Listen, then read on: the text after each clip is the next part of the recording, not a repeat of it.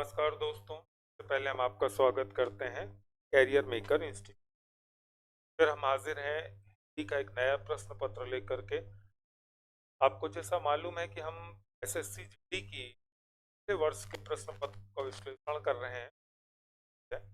सभी विषय पर हमारे वीडियो हैं और हिंदी पर भी है, तो चलिए आज फिर हिंदी का एक नया पेपर लेते हैं जो कि पिछले साल जीता गया था। तो साल पूछे गए एक पेपर में हिंदी का पहला प्रश्न था, आटे दाल का खाली स्थान मालूम होना मुहावरे को पूरा करें। समान है, ये तो हम आम बोलचाल की भाषा में भी जान बोलते हैं।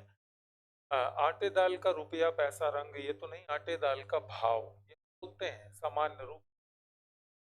ठीक है ना, कि आटे दाल का भाव मालूम होना चाहिए।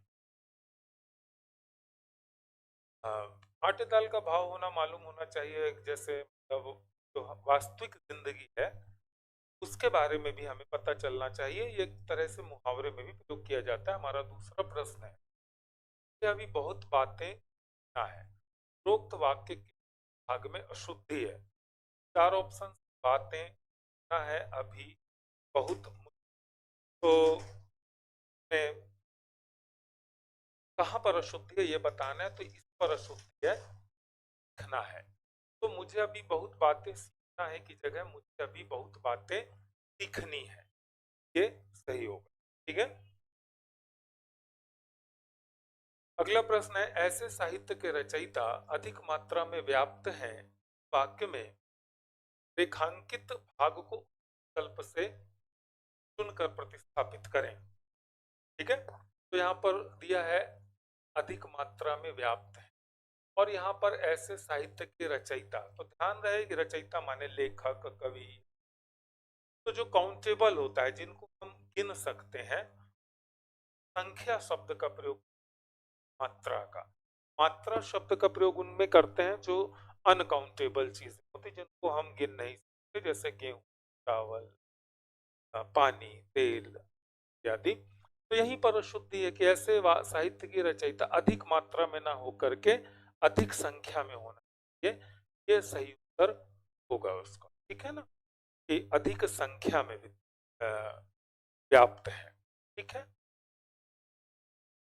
हमारा अगला प्रश्न है, निम्नलिखित विकल्पों में से कौन सा एक वाक्य अनुबद्ध क्रिया विशेषण से संबंध नहीं रखता। ठीक है। तो मित्रों, जैसे क्रिया विशेषण है, विशेषण है, या व्याकरण के जो भी भाग हैं, उनको समझाने के लिए या उनके लिए हमारे अलग वीडियो है, या आप समझना चाहते हैं उसके बारे में भी पढ़ना चाहते हो तो कमेंट्स बॉक्स में जरूर लिखें। हम उनके लिए अलग अलग वीडियो भी बना देंगे। क्योंकि ये प्रश्न पत्रों की सीरीज है, इसलिए किसी एक टॉपिक को, जैसे विशेषण या क्रिया विशेषण को पूरा समझाना नहीं हो पाएगा, वो इसके लिए अलग अलग वीडियो है। तो खैर, अभी यहाँ प्रश्न की बात करें, निम्नलिखित विकल्पों में से कौन सा एक वाक्य अनुबद्ध क्रिया विशेषणों से संबद्ध नहीं रखता। तो चार ऑप्शन है, मैंने उसे देखा भर था, कल वह गया ही नहीं, सीता गा तो सकती है, यह कार्य तो किसी ने कर दिया। इसका सही उत्तर होगा कल वह गया ही नहीं। ठीक है, यही अनुबद्ध क्रिया से संबंध नहीं रखता। हमारा अगला प्रश्न है, निम्नलिखित विकल्पों में से कौन सा एक वाक्य क्रिया विशेषण से संबंध रखता है।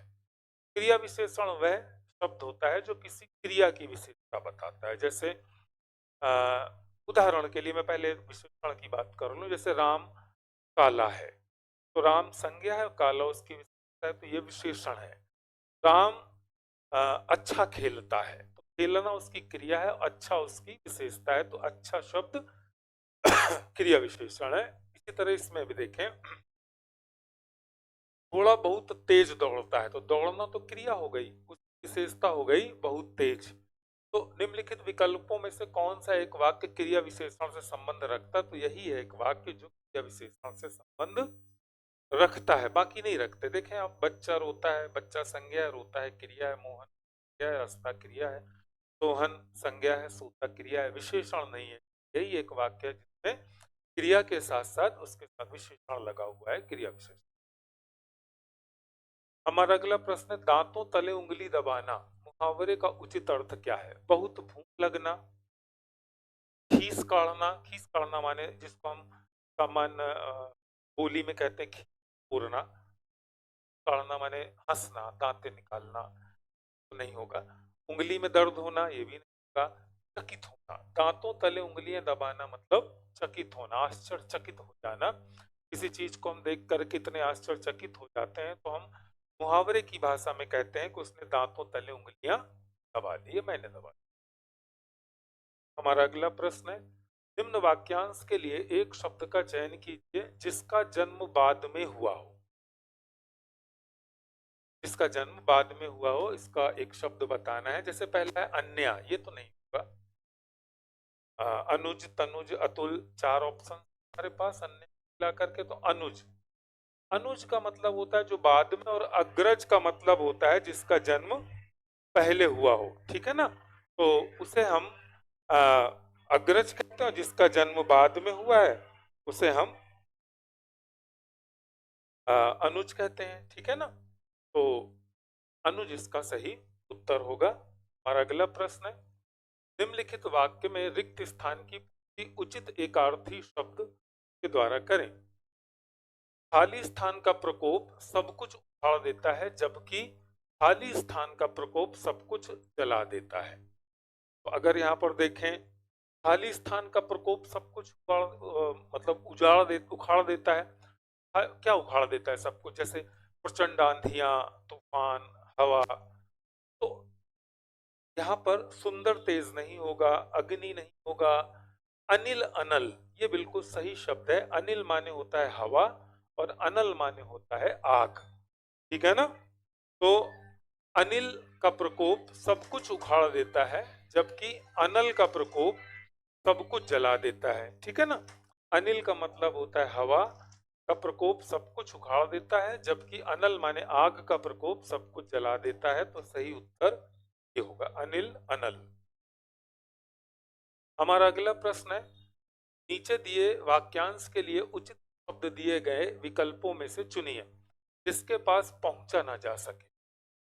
अगे ये नहीं होगा। अगवानी माने स्वागत करना होता है। अगाध माने बहुत गहरा, गहरी। और अगम में सही शब्द गम माने होता है जाना, और उसके आगे आ उपसर्ग लगा दें तो उसका विलोम बन जाता है अगम में न जा पाना, माने पहुंचा ही ना जा सके, है ना। ये सही उत्तर होगा। अगला प्रश्न है हमारा, रौनक को चोट लगने पर खाली स्थान उपचार के लिए अस्पताल ले जाया गया। वाक्य में रिक्त स्थान की पूर्ति शुद्ध शब्द द्वारा कीजिए। तो तत्कालिक ये अशुद्ध शब्द है, तत्कालिक ये भी अशुद्ध शब्द है ना। और तत्कालीन और तात्कालिक ये शुद्ध, ये शुद्ध है, तो ये सही उत्तर होगा। तात्कालिक उपचार के लिए अस्पताल में ले जाया गया, है ना। अगला प्रश्न है, व्यायाम शाला खाली स्थान। उपर्युक्त वाक्य में रिक्त स्थान आने वाले उपयुक्त विकल्प का चयन कीजिए। व्यायामशाला किसे कहते हैं? जिसको इंग्लिश में बोलते हैं जिम। जिम में क्या करते हैं, है ना, कसरत करते हैं, व्यायाम करते हैं। वह स्थान जहां बैठकर चर्चा होती है, ये तो नहीं।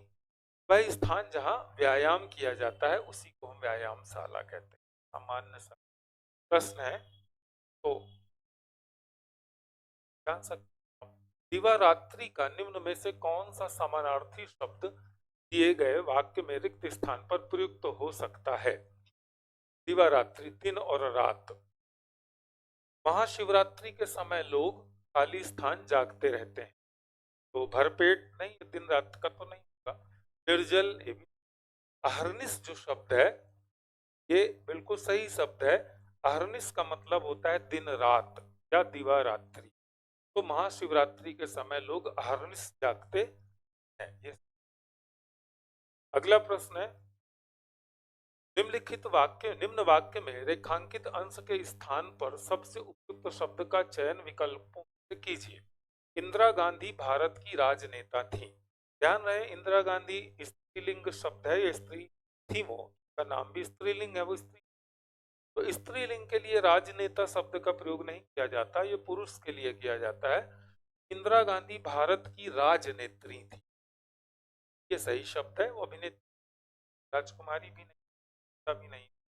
अभिनेता की अगर होती तो अभिनेत्री कहा जाता उनको। तो राजनीति में थी तो उसको राजनेता नहीं कहेंगे, राजनेत्री कहेंगे, क्योंकि वो शब्द है। ठीक है। हमारा अगला प्रश्न है, आज हवा का वेग अत्यंत तीव्र है। उक्त वाक्य में प्रयुक्त तीव्र के स्थान पर उसके विलोम शब्द का प्रयोग निम्न में से किस वाक्य में किया गया है? तीव्र, तीव्र माने तेज, बहुत तेज, है ना। तो आप देख लें इस वाक्य में किया गया है। जैसे आज हवा का वेग अत्यंत तेज है, नहीं। उग्र है, नहीं। मंद है, तो तीव्र का विलोम, तीव्र माने तेज होता है, मंद माने धीमा, तो यही सही उत्तर होगा। आज हवा का वेग अत्यंत मंद है। ठीक है। हमारा अगला प्रश्न है, जिनका जीवन कांटों के बीच बीतता है वही खाली स्थान की चुभन।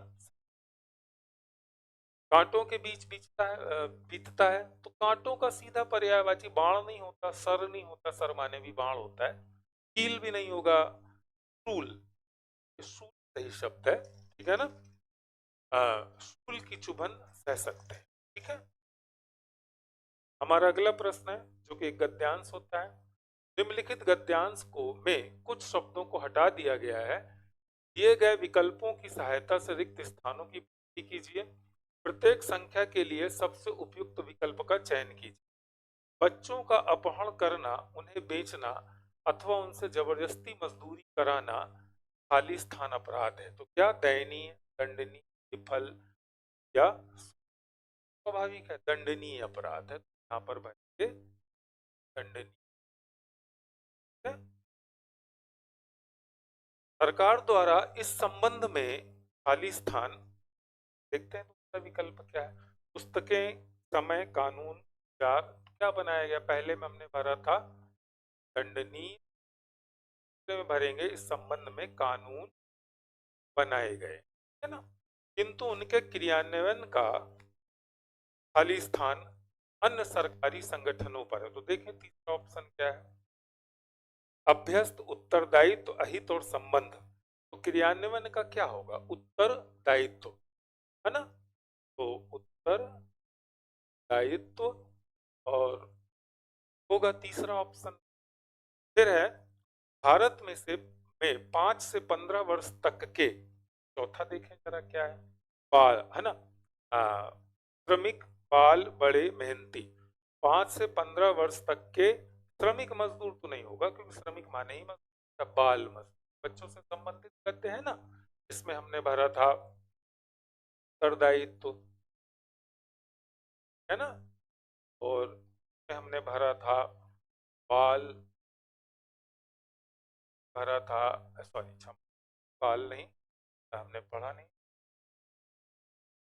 हमने भरा था दंडनीय, भरा था कानून। तो दंडनीय अपराध है, यहाँ तक भर लिया। भारत में 5 से 15 वर्ष तक के बाल मजदूरों की संख्या लगभग 1 करोड़ से कुछ ऊपर है। सरकारी तंत्र के साथ हमारे पूरे समाज को भी इस दिशा में क्या होना चाहिए? देख, नियमित, निष्क्रिय, सक्रिय, व्यक्तिगत। तो सही उत्तर होगा सक्रिय होने, सक्रिय, है ना, सक्रिय। अब देखते हैं जरा एक बार फिर से इसको फिलअप करते हैं। दंडनीय अपराध है, सरकार इस द्वारा संबंध में कानून बनाए गए।